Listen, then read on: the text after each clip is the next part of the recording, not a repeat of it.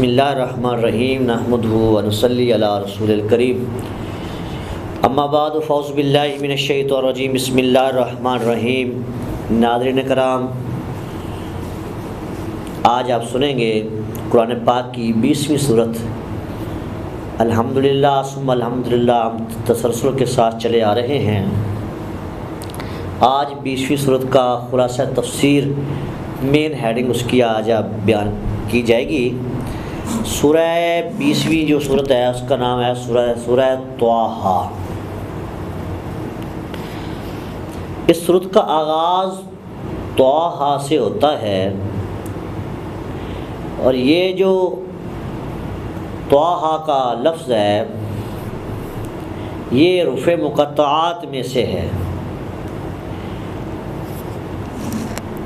اگر ہم طٰہٰ کے معنی کی طرف چلتے ہیں تو طٰہٰ کے معنی، کیونکہ یہ حروف مقطعات میں سے ہے، اور حروف مقطعات جو ہیں ان کا جو حقیقی معنی ہے یہ اللہ اور اس کا رسول جانتے ہیں۔ حقیقی معنی اس کا کوئی بیان نہیں کیا جا سکتا۔ اسی وجہ سے مختلف مفسرین نے اپنے اقوال نقل ہیں، اس لیے قطعی معنی بیان اس کا نہیں کیا جاتا کہ اس کا کیا معنی ہے۔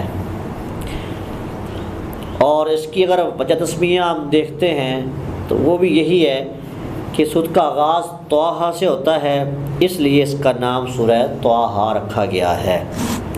اگر ہم اس کی اعداد و شمار کے حوالے سے بات کرتے ہیں تو اس کے ناظرین 8 رکوع ہیں اور 135 آیات ہیں۔ اگر الفاظ کی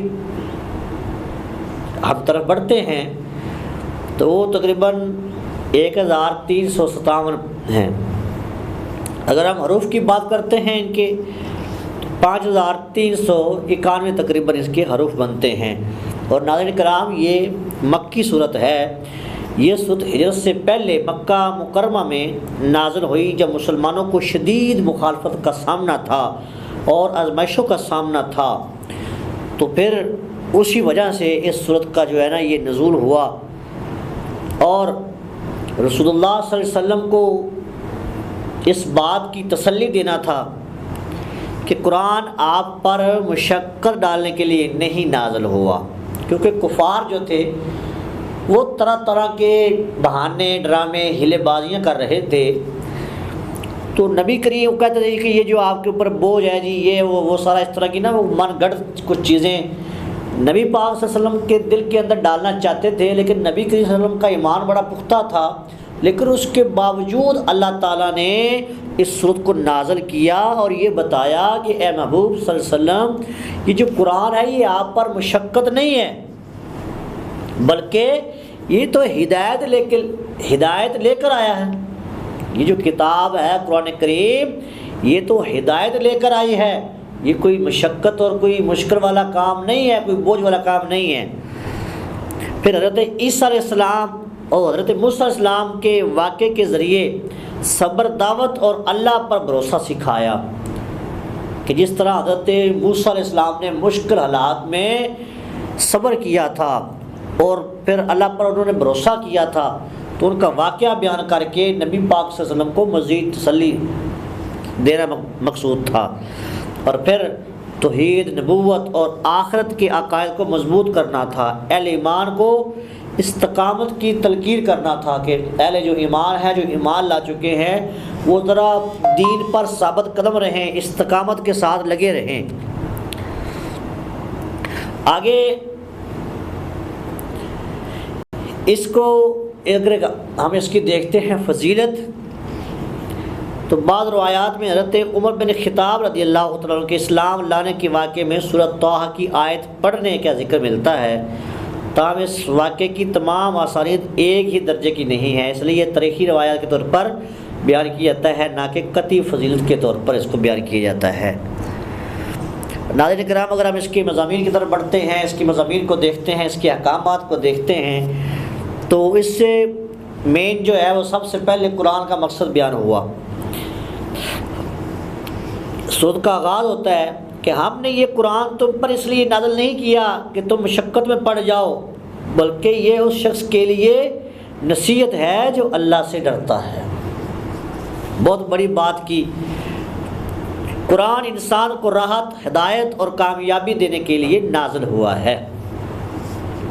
پھر حضرت موسیٰ علیہ السلام کی نبوت۔ حضرت موسیٰ علیہ السلام کو جو نبوت عطا کی گئی اس کا مقام کوہ طور ہے۔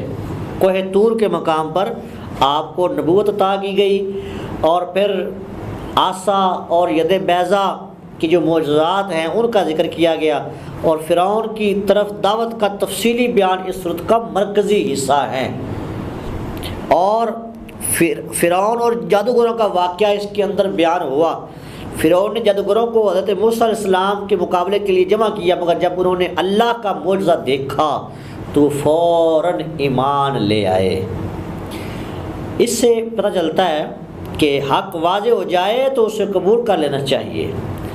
ایمان دنیاوی فائدے سے زیادہ قیمتی چیز ہے۔ ایمان بہت بڑی قیمتی چیز ہے۔ آگے بنی اسرائیل کی نجات، اللہ تعالیٰ نے حضرت موسیٰ علیہ السلام اور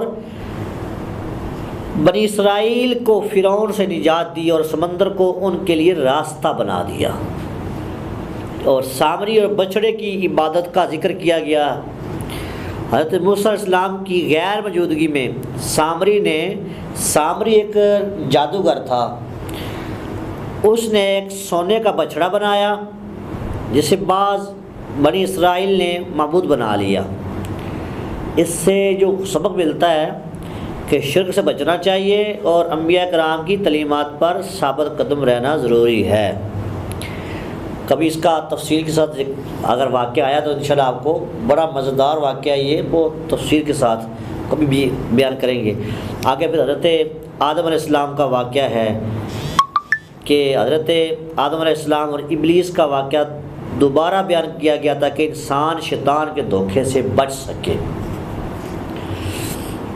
آگے نماز کی تاکید کی کہ اللہ تعالیٰ نے فرمایا کہ اپنے گھر والوں کو نماز کا حکم دو اور خود بھی اس پر ثابت قدم رہو۔ نماز ایمان کی بنیاد اور گھر کی اصلاح کا ذریعہ ہے۔ اگر آپ چاہتے ہیں کہ گھر کی اصلاح ہو اور ایمان مضبوط ہو، پختہ ہو، تو پھر نمازوں کا اہتمام کرنا ہوگا، نمازیں پڑھنا پڑیں گی۔ اور سورہ طٰہٰ کا خلاصہ تفسیر اگر ہم اس کا خلاصہ دیکھتے ہیں تو اس میں یہ نہایت ہی مؤثر مکی صورتوں میں سے ہے، اور اس صورت کا آغاز اس اعلان سے ہوتا ہے کہ قرآن انسان کو مشقت میں ڈالنے کے لیے نہیں بلکہ ہدایت اور نصیحت کے لیے نازل کیا گیا ہے۔ اس کے بعد حضرت موسیٰ علیہ السلام کی زندگی، نبوت، فرعون کے سامنے دعوت، جادوگروں کے ایمان اور بنی اسرائیل کی نجات اور سامری کے فتنے کا تفصیلی بیان کیا گیا ہے، اور واقعے سے انسان کو شیطان کی دشمنی سے آگاہ کیا گیا ہے۔ سورت کا مرکزی سبق یہی ہے کہ اللہ تعالیٰ پر بھروسہ، نماز کی پابندی، صبر و استقامت اور قرآن کی پیروی ہی دنیا اور آخرت کی کامیابی کا راستہ ہے۔ اس میں ہمیں یہی بتایا گیا کہ ہمارا ایمان مضبوط ہونا چاہیے، نمازیں ہم پانچ گانا پڑھنی چاہیے، اس سے ہمارا ایمان اور مضبوط ہوگا۔ اگر ہم اپنے گھر کی اصلاح چاہتے ہیں تو بھی ہمیں گھر والوں کو بھی نماز کی طرف لانا پڑے گا، تاکہ وہ نماز پڑھیں گے، ان کے دل نرم ہوں گے۔ جب یہ دل نرم ہو جاتا ہے تو پھر دل کے اوپر جو چیز جو کوئی آپ بات کرتے ہیں تو وہ فوراً اثر بھی ہوتی ہے۔ بعض دفعہ انسان کی جو دل ہے وہ بڑا سخت ہو جاتا ہے۔ وہ سخت کیوں ہو جاتا ہے کہ ہم گناہوں کی وجہ سے ہمارے دل جو سخت ہو جاتے ہیں، ہم نمازیں نہیں پڑھتے، ہر وقت جو ہے وہ گناہوں کی طرف ہم چلتے رہتے ہیں، فلموں کی طرف چلے گئے، ڈراموں کی طرف چلے گئے، گانوں کی طرف چلے گئے، تو وہ پھر آہستہ آہستہ ہمارے جو دل ہے وہ سخت ہو جاتے ہیں۔